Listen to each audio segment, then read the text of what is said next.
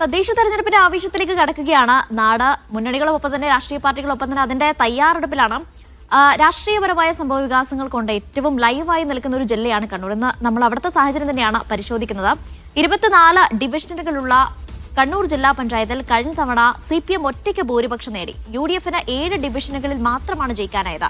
വ്യക്തമായ ഭൂരിപക്ഷത്തോടെ ജയിച്ച കണ്ണൂർ ജില്ലാ പഞ്ചായത്ത് ഇത്തവണയും നിലനിർത്താനാകുമെന്നാണ് LDFന്റെ പ്രതീക്ഷ. അതേസമയം ആദ്യമായി ജില്ലാ പഞ്ചായത്ത് ഭരണം പിടിക്കാനുള്ള ഒരുക്കത്തിലാണ് UDF.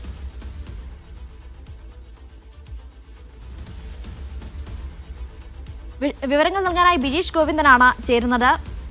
ബിജീഷ്, ഈ പറഞ്ഞതുപോലെ തന്നെ LDF വലിയ പ്രതീക്ഷയിലാണ്. പക്ഷേ രാഷ്ട്രീയ സംഭവവികാസങ്ങൾ കൊണ്ട് ഏറ്റവും കൂടുതൽ ശ്രദ്ധേയമായ ഒരു ജില്ലയാണ് കണ്ണൂർ. അതുകൊണ്ട് ഇത്തവണ കണ്ണൂർ ജില്ലാ പഞ്ചായത്തിലെ തെരഞ്ഞെടുപ്പ് അത് നിർണായകമാണ്. കാരണം ഈ പറഞ്ഞ പോലെ തന്നെ ADM നവീൻ ബാബുവിന്റെ ഭരണം, ഒപ്പം ജില്ലാ പഞ്ചായത്ത് പ്രസിഡന്റ് രാജിവെക്കുന്നു, പിന്നാലെ മറ്റൊരാൾ പുതിയ ജില്ലാ പഞ്ചായത്ത് പ്രസിഡന്റായി സ്ഥാനമേൽക്കുന്നു. അങ്ങനെ UDFന് ഇത്തവണ ജില്ലാ പഞ്ചായത്ത് തെരഞ്ഞെടുപ്പിൽ വാദിക്കാൻ, അല്ലെങ്കിൽ തെരഞ്ഞെടുപ്പ് പ്രചാരണ രംഗത്ത് സജീവമാക്കാൻ ഒട്ടനവധി വിഷയങ്ങളുണ്ട്. ഇതിനെ പ്രതിരോധിക്കുക മാത്രമാകും LDFന്റെ ലക്ഷ്യം, അല്ലെങ്കിൽ അത് മാത്രമാകും LDFന്റെ പണി.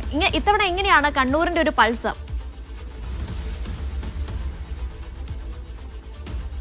അനീഷ, കണ്ണൂരിന്റെ ഒരു ചരിത്രം എടുത്തു നോക്കുകയാണെങ്കിൽ ജില്ലാ കൗൺസിൽ നേരത്തെ ഉണ്ടായിരുന്നു. അത് കഴിഞ്ഞാണ് ജില്ലാ പഞ്ചായത്ത് എന്ന് പറയുന്ന സംവിധാനത്തിലേക്ക് വന്നത്. ഈ കാലഘട്ടങ്ങളിലെല്ലാം CPMഉം ഇടതുപക്ഷവും അതിന്റെ ശക്തി അങ്ങേയറ്റം പ്രകടിപ്പിച്ച ഒരു മേഖലയാണ് കണ്ണൂർ ജില്ലാ പഞ്ചായത്ത്, അല്ലെങ്കിൽ കണ്ണൂർ ജില്ല.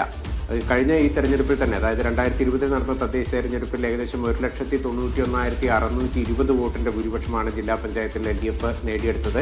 24 ഡിവിഷനുകളിൽ നേടിയ ഈ നേട്ടം തന്നെ അത് LDFന്റെ കണ്ണൂരിലുള്ള ശക്തി വിളിച്ചറിയിക്കുന്നതാണ്. 24 ഡിവിഷനുകളുള്ള സ്ഥലത്ത് 14 ഡിവിഷനുകളിൽ ഒറ്റയ്ക്ക് ജയിച്ച CPM തന്നെ ഏക സംവിധാനത്തിന്റെ അകത്ത് ഭൂരിപക്ഷം നേടുന്ന സാഹചര്യത്തിലേക്ക് കാര്യങ്ങൾ വന്നു. ഒപ്പം തന്നെ CPIക്ക് 2, LJDക്ക് 1, അങ്ങനെ 17 ഡിവിഷനുകൾ ജയിച്ച LDF അതിന്റെ അപ്രമാദിത്വം കഴിഞ്ഞ തവണയും നിലനിർത്തുക തന്നെയാണ് ഉണ്ടായത്. UDFന്റെ ഭാഗത്താണെങ്കിൽ കോൺഗ്രസിന് 5ഉം ലീഗിന് 2 ഡിവിഷനുകളാണ് ജയിക്കാൻ കഴിഞ്ഞിരിക്കുന്നത്.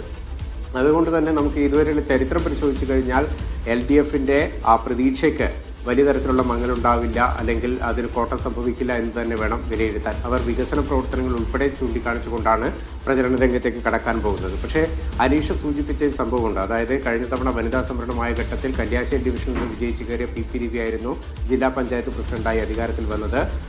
ഒപ്പം തില്ലങ്കേരിയിൽ നിന്നുള്ള ബിനോയ് കുര്യൻ വൈസ് പ്രസിഡന്റുമായി. പക്ഷേ ഈ 2024 ഒക്ടോബറിൽ ADM കണ്ണൂർ മായ നവീൻ ബാബുവിന്റെ ആത്മഹത്യയുമായി ബന്ധപ്പെട്ട് PP രവിക്ക് സ്ഥാനമൊഴിയേണ്ടി വന്നു. CPMനെയും ഇടതുപക്ഷത്തെയും ഒരുപാട് രാഷ്ട്രീയ പ്രതിരോധത്തിലേക്കാക്കി മാറ്റുന്ന ഒരു സംഭവവികാസമായിരുന്നു നവീൻ ബാബുവിന്റെ മരണം. ഏതായാലും നവീൻ ബാബുവിന്റെ മരണവും മറ്റ് സംഭവവികാസങ്ങളും ഈ ജില്ലാ പഞ്ചായത്ത് തെരഞ്ഞെടുപ്പിലും വലിയ തരത്തിൽ UDF പ്രചരണ വിഷയമാക്കാൻ സാധ്യതയുണ്ട്. അതുകൊണ്ട് തന്നെ അതിനെ പ്രതിരോധിക്കുക എന്നുള്ളത് കൂടിയാകും ഈ രാഷ്ട്രീയ വിഷയങ്ങൾക്കൊപ്പം തന്നെ CPM നേരിടുന്ന ഒരു പ്രധാന വെല്ലുവിളി. ഇതിനൊക്കെ നമുക്ക് ഈ നേരത്തെ പറഞ്ഞ രാഷ്ട്രീയ വികസന പ്രവർത്തനങ്ങളുടെ പേരിൽ മറികടക്കാനാകുമെന്നുള്ളൊരു വിലയിരുത്തലാണ് LDFന്റെ ഭാഗത്തുനിന്നുണ്ടാകുന്നത്. കാരണം ജില്ലാ ആശുപത്രി, കണ്ണൂരിൽ തന്നെയുള്ള ജില്ലാ ആശുപത്രിയുടെ വികസനം, അതുപോലെ തന്നെ നടപ്പാക്കിയ ഓരോ ഡിവിഷനുകളും നടപ്പാക്കിയ വികസന പ്രവർത്തനങ്ങളൊക്കെ എണ്ണി പറഞ്ഞുകൊണ്ടാണ് LDF അതിന്റെ തെരഞ്ഞെടുപ്പ് പ്രചരണ രംഗത്തേക്ക് കടക്കാൻ പോകുന്നത്. പക്ഷേ UDF പറയുന്ന ഒരു പ്രധാന ഘടകമുണ്ട്. അതിന്റെ ഡിവിഷനിൽ വിജയിച്ച കൗൺസിലർമാർ വിജയിച്ച മേഖലകളിൽ വികസന പ്രവർത്തനങ്ങളിൽ കൃത്യമായിട്ടുള്ള ഒരു അലംഭാവം UDFന്റെ മേഖലകളിൽ LDF കാണിച്ചു. അതുകൊണ്ട് തന്നെ ആ പ്രശ്നങ്ങളാവും പ്രധാനമായി UDF ഉന്നയിക്കാൻ വേണ്ടി പോവുക. ഏതായാലും വലിയ രാഷ്ട്രീയ പോരാട്ടത്തിന് തന്നെ ഇത്തവണയും കണ്ണൂർ ജില്ലാ പഞ്ചായത്തിന്റെ ഡിവിഷനുകൾ വേദിയാകും എന്നുള്ള കാര്യം ഉറപ്പാണ്. മറ്റൊരു പ്രധാനപ്പെട്ട കാര്യം കൂടിയുണ്ട്. ഇത്തവണ 24 നിന്ന് ഒരു ഡിവിഷൻ കൂടി 25 ഡിവിഷനിലേക്ക് കണ്ണൂരിലെ ജില്ലാ പഞ്ചായത്തിന്റെ സംവിധാനം, അല്ലെങ്കിൽ അതിന്റെ ഡിവിഷനുകളുടെ എണ്ണം കൂടുന്നു എന്നുള്ളൊരു പ്രത്യേകത കൂടി ഇത്തവണയുണ്ട്. അനീഷ.